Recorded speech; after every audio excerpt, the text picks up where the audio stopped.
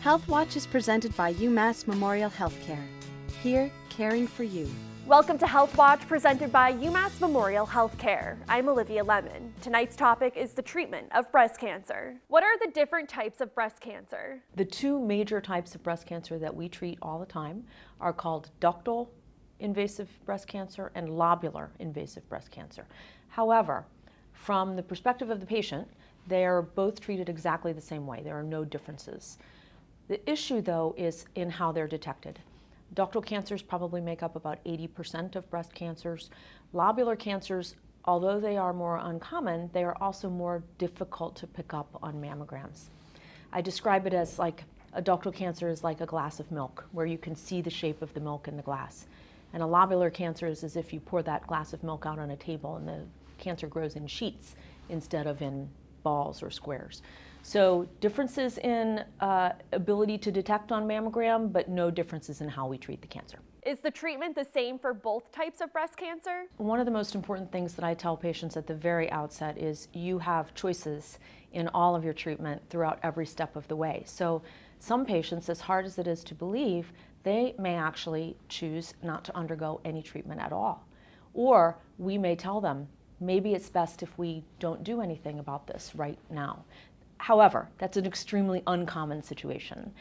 We base our decisions on treatment on the size of the tumor, the stage of the tumor, whether it's spread to other organs in the body, whether it's spread to lymph nodes.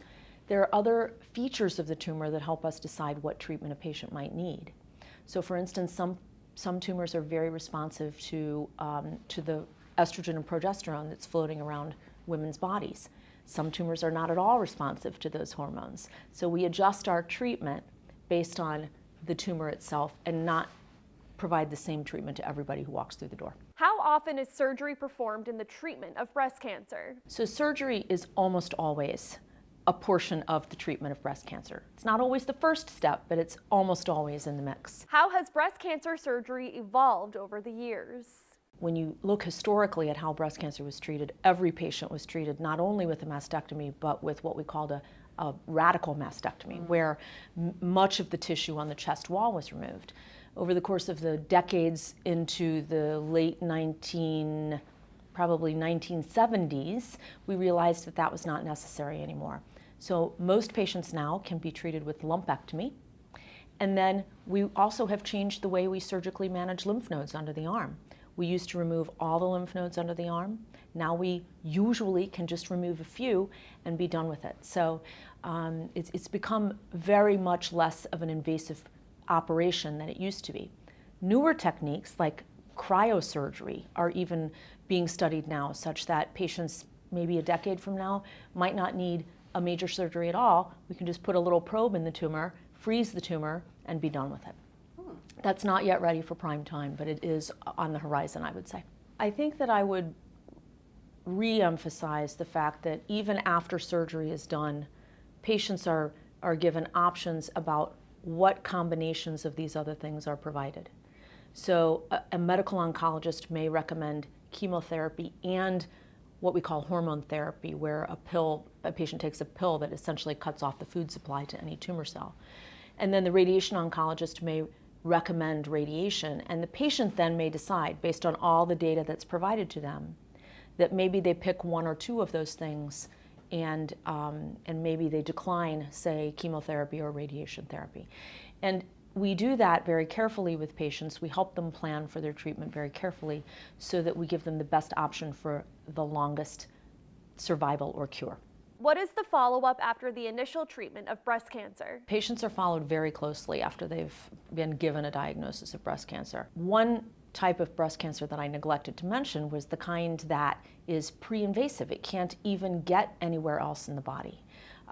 That's called ductal carcinoma in situ, where it is pre-invasive and can be managed very easily, and those patients may only be followed for a couple of years after their treatment. Other patients with a more extensive diagnosis or more extensive stage, they are followed very carefully for decades after their diagnosis. And all along the way, many patients believe that they will require more frequent mammograms or other imaging studies. Most of the time, it's just simply a yearly mammogram and then frequent follow-up with a provider. It begins very frequently. If patients have chemotherapy, we follow them every few months. It then extends out to every 6 months. Then by the time they're about 3 years out, it goes to every year, and that may go on for many years. Very important message for patients nowadays. We're all very afraid of breast cancer. It's heavily present in the media for very good reason.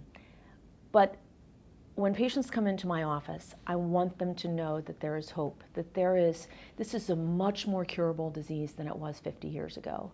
And our cure rates are actually improving all the time based on the different chemotherapies that we have, the different hormone therapies that we have, the different surgeries that we do.